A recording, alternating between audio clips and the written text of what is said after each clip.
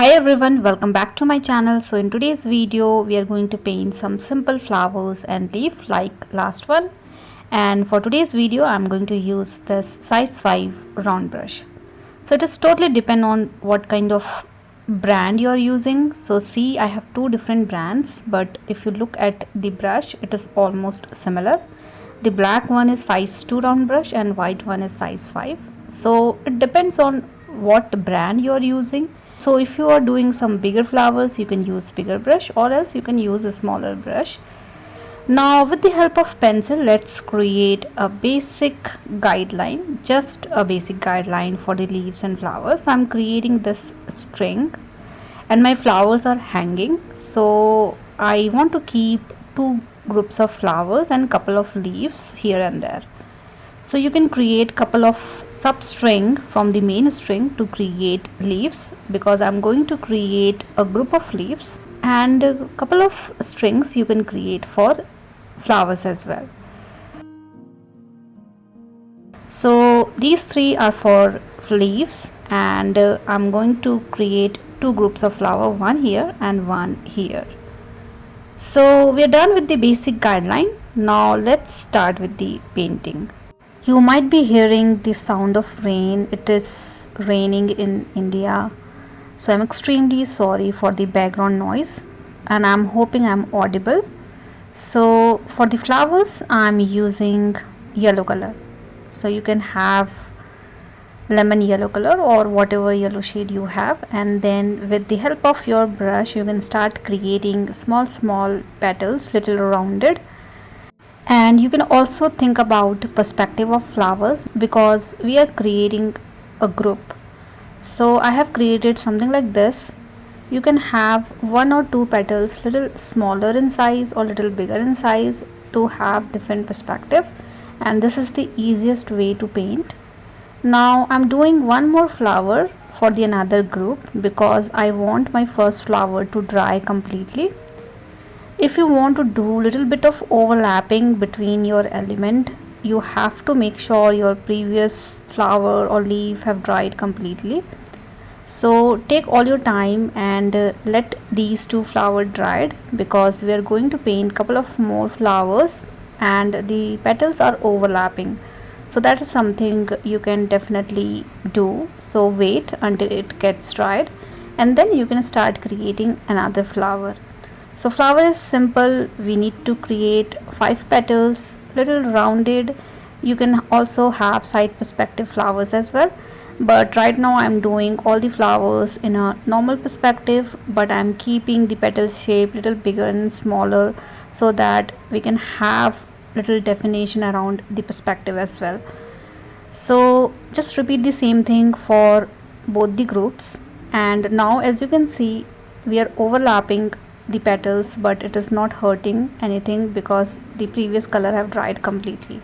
So you can do something like this, and this one is the easiest way to paint a group of flowers. You can do the same thing for many other flowers which has tiny flowers combining together to create a big flower. So you can definitely try something like this. So I'm creating 3 to 4 flowers, and then I'm also going to create some side flowers as well. So side flowers means you just need to create 2 to 3 petals only in one direction. You don't have to create a round shape for that. So let's finish the petal first and then we are going to do the next step.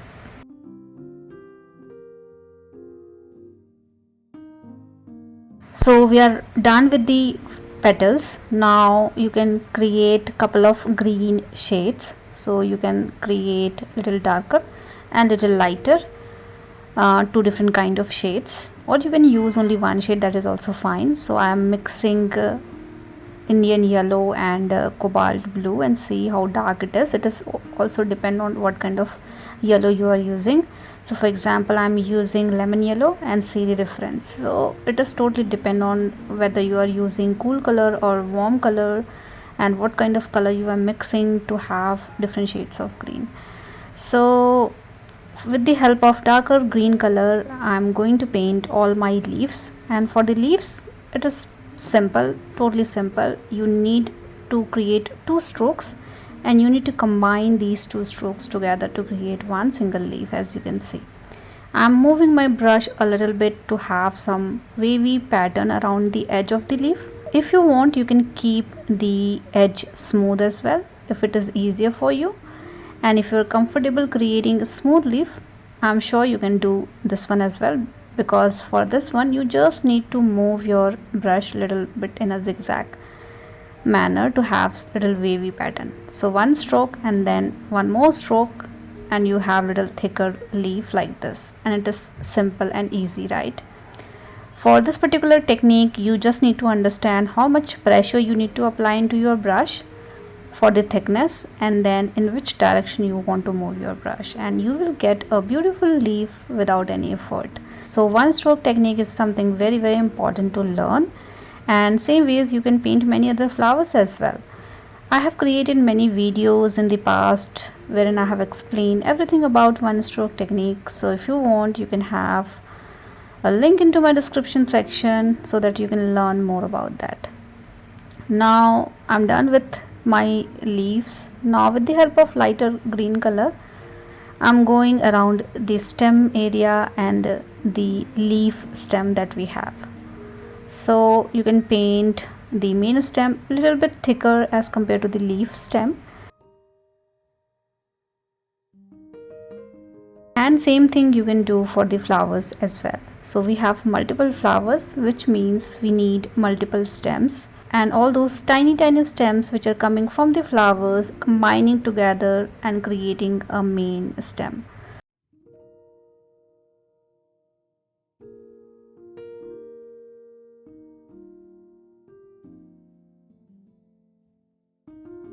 You can have green element in between the flowers as well, like tiny stems, and a small green element like small sepals or leaf. So that is also something you can do. So for the side perspective flowers, I'm going to create sepals as well at the base of the flower, because these are side perspectives, so we are able to see those tiny green element in between the flowers. So you can do the same thing for all the side perspective flowers. And we are still not done with the flowers, so let's do the center part of the flower first. So I'm using green color only, the light green color, for the center part of the flower. So you can fill small area that we have in between the flowers with the help of green color, and then you can create a curve like this to create stamen. This one is definitely inspired by one flower. If you can relate, please let me know into the description section so that we can see how you think about it. Now with the help of orange color, I'm using little bit of orange, and with the help of tip of my brush, I'm creating some lines and pattern around the petal area. I know these flowers are very tiny, so this might be a little hectic for you guys to do, but if you want to avoid it, just skip it, or else you can just paint a little hint of orange into your petal area if you don't want to create these lines. But if you have some fine brush with you and it is easier for you to paint, you can create some lines like these. I think it is really good idea to have something like this, and I'm repeating the same thing for the second group as well. And as you can see, my brush has very fine tip, and that is why I'm able to do it easily. If you're not comfortable doing it, skip it, no worries.